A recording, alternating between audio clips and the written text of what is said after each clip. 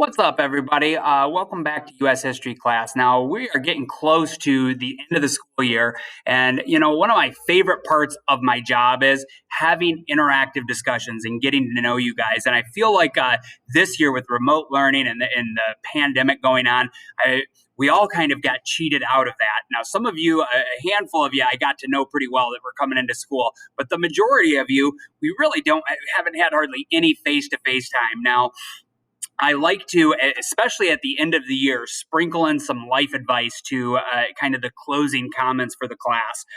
We've also been doing some of those Ask Me Anything responses. So this really, you can kind of chalk it up to that. This is probably, I would say, one of the most important things, if not the most important thing, I'll tell you for this whole school year. Now, it really has nothing to do with U.S. history or my curriculum.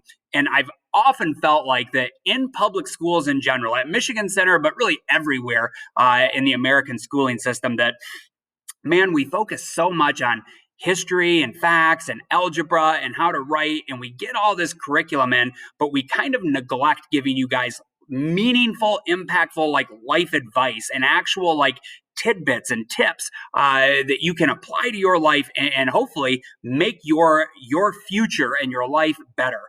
So with this video, I'm going to keep it really short and sweet, and I'm going to sum up the Tylutki philosophy, some Tylutki life advice. And if I have time, I'm going to drop a few more videos over this next week and kind of on into exam week. And know that they're optional.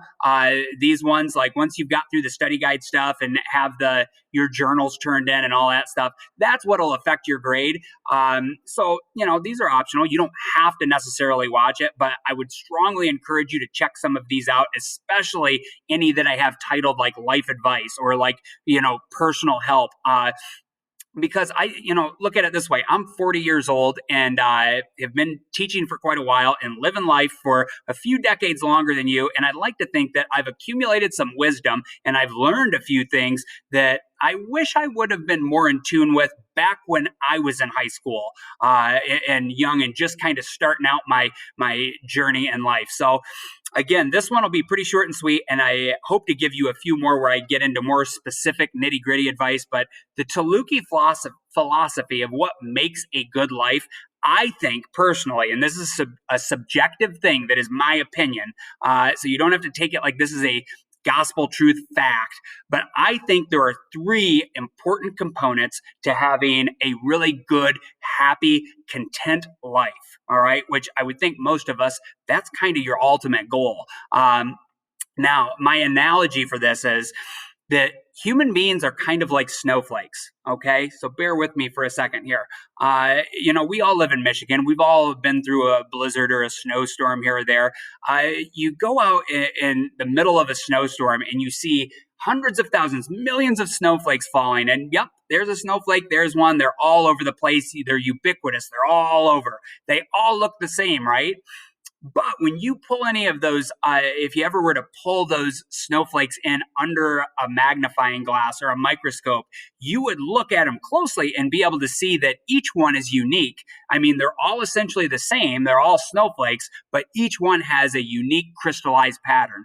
I think the same is true for human beings. We're all essentially the same. We're all the same species and have some of the same basic needs, but yet we're all unique. And when you get into the fine tuning of the details and what your life plan looks like, everybody's is going to be slightly different. And that's okay, because what works for me and has made a good life for Mr. Tylutki might not necessarily work for you and make a good, content life for you. So here we go. Without any further delay, here are the three Tylutki components to a good, content, and meaningful life. I feel like if you check these three boxes, spend some time thinking about it and purposely go through and try to get these things fulfilled in your life and do the best you can with it, odds are you'll probably end up having a good life and be like a self-actualized person, like functioning at the top of the pyramid. So first thing, physical health. I put that as number one because without your physical health, man, the next two things aren't going to be that important if you are, sick and feeling bad and down and your body is failing you. So, number one thing, your body is your temple. You only get one in this life. We haven't figured out how to take your brain out and put it into a new body or do a transplant or turn you into a cyborg. That technology might be here someday, but it's not here yet. So, I would strongly encourage all of you, take care of your physical health. Take care of your body. Now that touches in on a lot of things that I can definitely expand on down the road, but essentially boil it down to eat healthy, get some exercise, get some sunlight and some vitamin D and proper nutrition and all that. Just take care of your body and try to maintain it.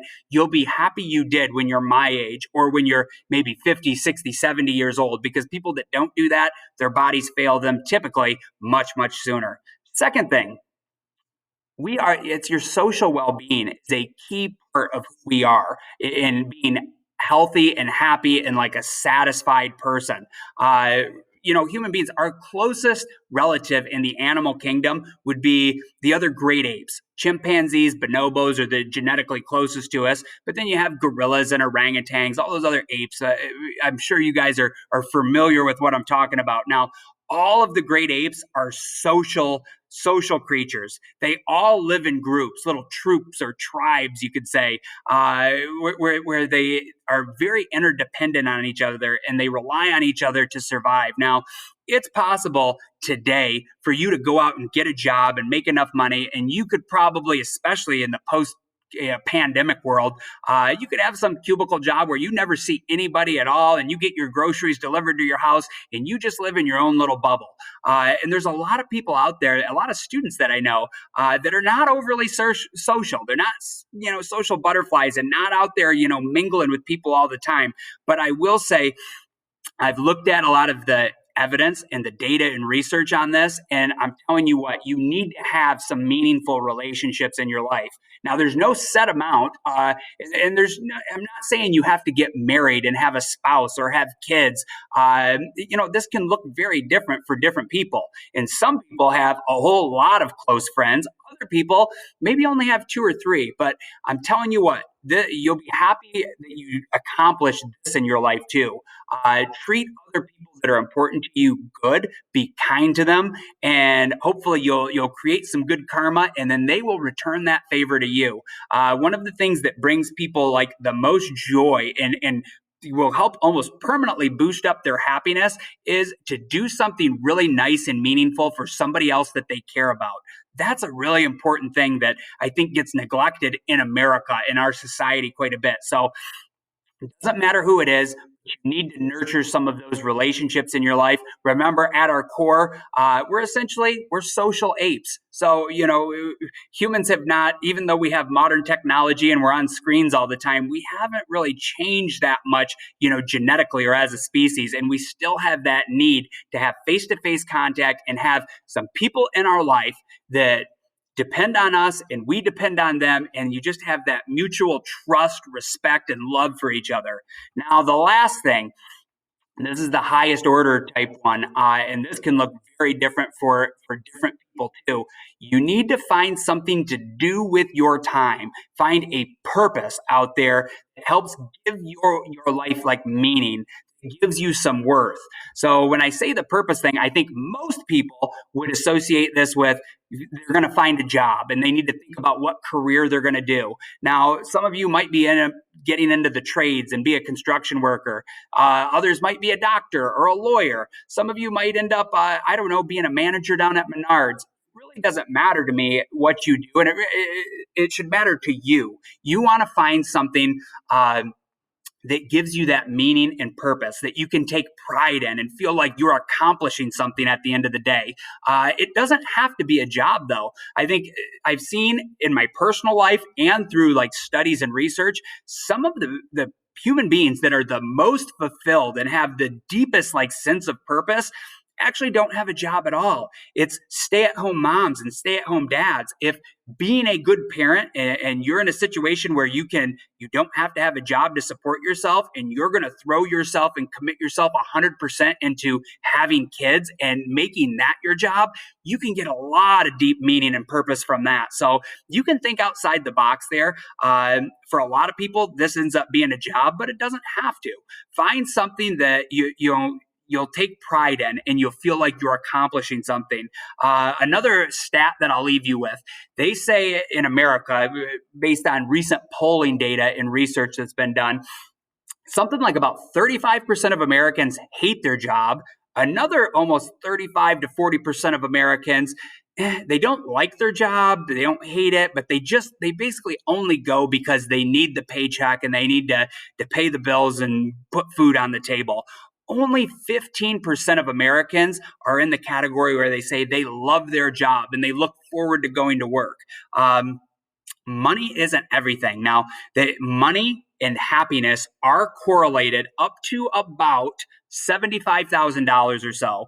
But once you hit about that $80,000 mark, then more money does not equal more happiness. Now, if you're really, really poor and in dire circumstances, that almost always leads to more misery and suffering for you.